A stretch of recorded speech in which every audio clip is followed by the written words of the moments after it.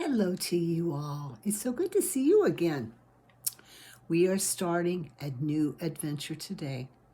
It's the story of one of my favorite characters, Gordy Googleberry. And so it begins.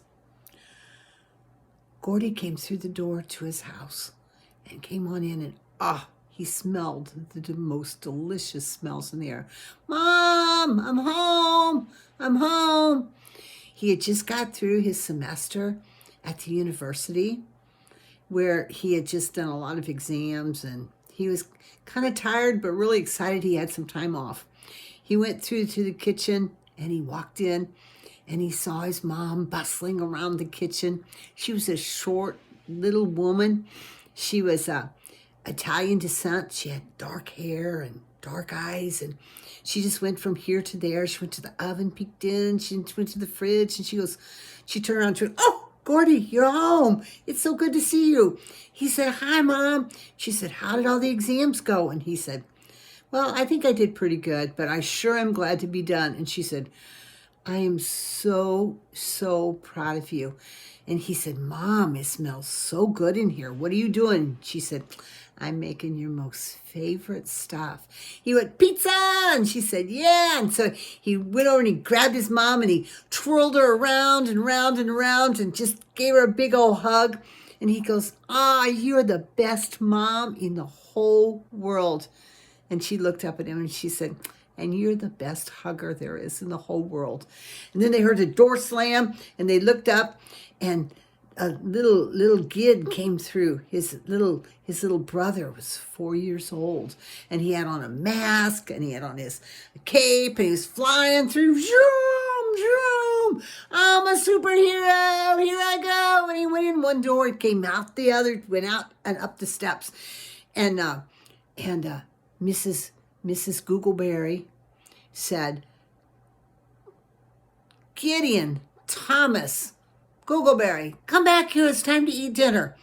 And so she just laughed, but he just flew away and they could hear him making all these noises as he ran up the steps and stuff. And she said, "Gordy, could you go and get Gid and make sure he washes his hands and get him ready to come down and eat?" And Gordy said, "Sure, Mom."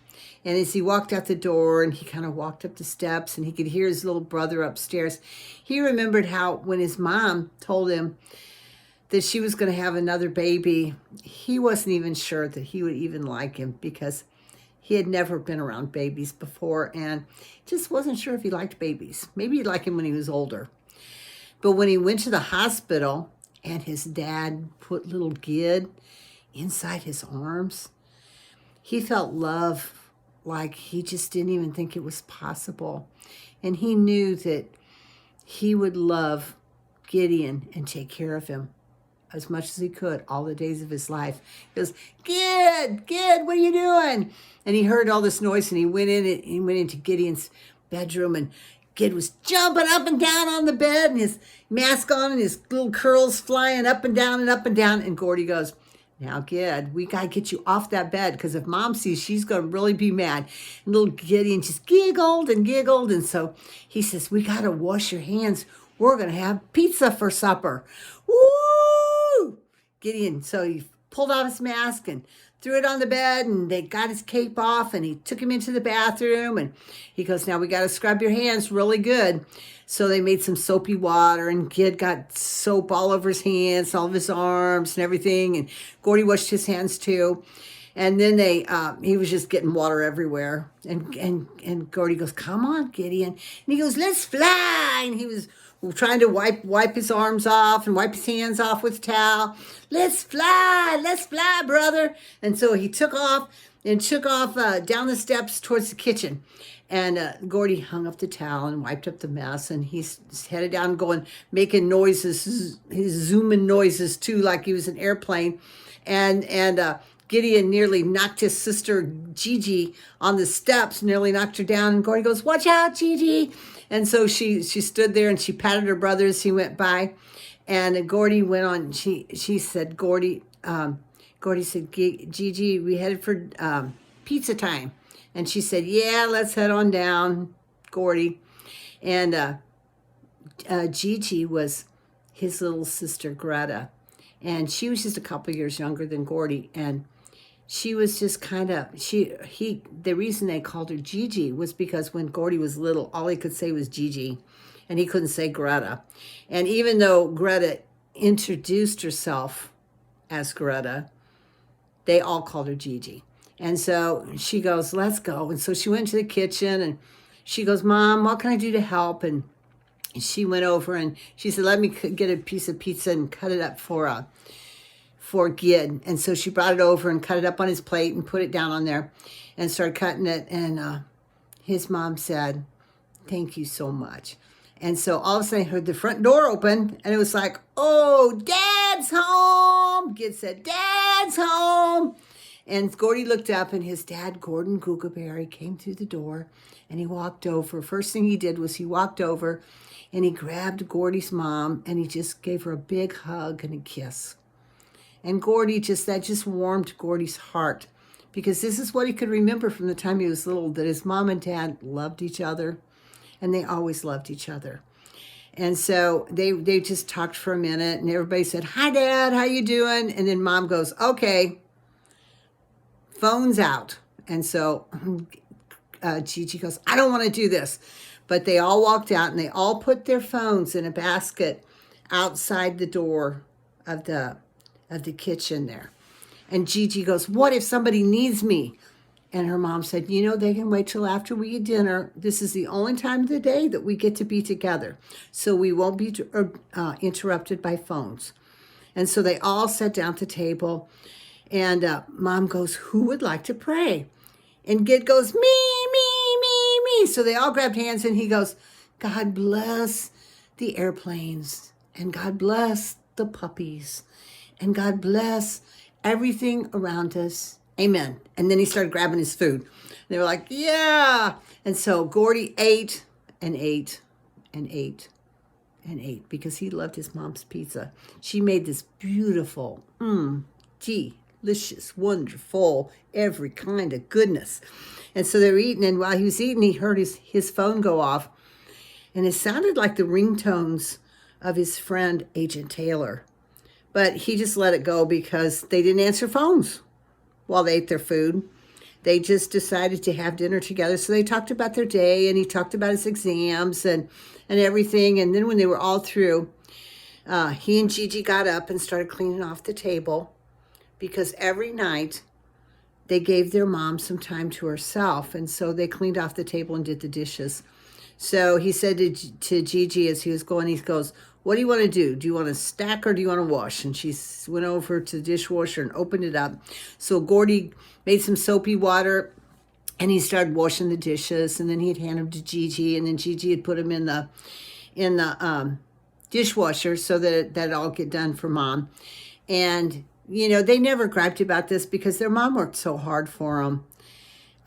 They wanted to help her some too, because she always took care of them so well. So anyway, as they were getting towards the end, Gordy's phone went off again, and it was Agent Taylor, and he goes, Mom, could you answer the phone? He said, I'm up to my elbows in soapy water. He goes, could you pick it up and see what Taylor wants? And so his mom answered the phone. She stuck her head in. She said, Gordy, she said, Agent Taylor said it's really important. Can I come finish the dishes so you could talk to him? And Gordy said, no, I'm almost through. Tell him I'll call him back in just a couple minutes. And so his mom told him that and hung up.